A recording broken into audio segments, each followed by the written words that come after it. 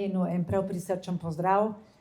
Hvala SBC-ju, da je danes organiziral ta pomemben posvet oziroma da vam predstavimo informacije. In kot veste, Gospodarska zbornica praktično od mojega prihoda, lahko rečem 2020, ko se je začelo z NEPN-om, prvim NEPN-om, ko je bilo gospodarstvo iz tega praktično izključeno, se je naš boj preko strateškega sveta za energetski prehod začel. In praktično od takrat opozarjamo, da je zelo pomembno za resno državo imeti razdelan koncept, energetski koncept, zato da vemo državljani, koliko nas bo to stalo in da seveda ve tudi gospodarstvo in ima gospodarstvo predvidljive poslovno okolje.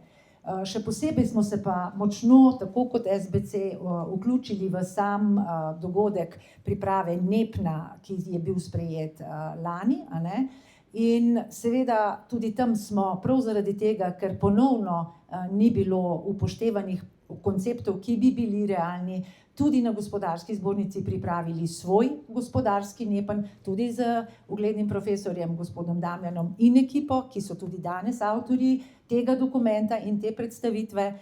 Žal nismo bili pri NEPN-u dovolj slišani, da bi bili vsi koncepti, ki so bili danes razdelani, upoštevani, a vendarle.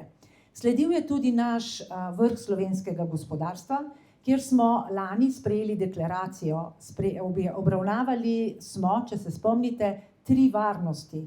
Ena je bila kibernetska, ena prehranska in tretja, izredno pomembna, energetska. In na tem področju smo si zadali tudi zelo konkretne cilje. In ker je bil za nami ali pa pred nami tisti dan, ko smo imeli vrh gospodarstva, zelo ponižujoč zaključek referenduma, z veliko izgovori, da nimamo pravih podatkov, to danes ne moremo več reči.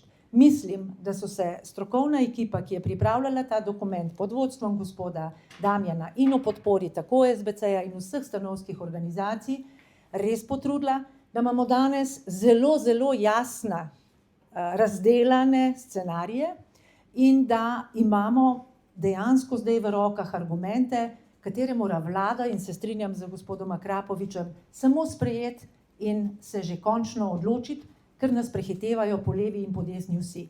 In sami veste, da cene električne energije v Sloveniji so sploh po energetski krizi, po vojni v Ukrajini enormno narasle, da velik del gospodarstva, predvsem elektrointenzivnega gospodarstva, zaradi tega močno izgublja konkurenčnost in da je prava odločitev za te scenarije praktično potrebna takoj.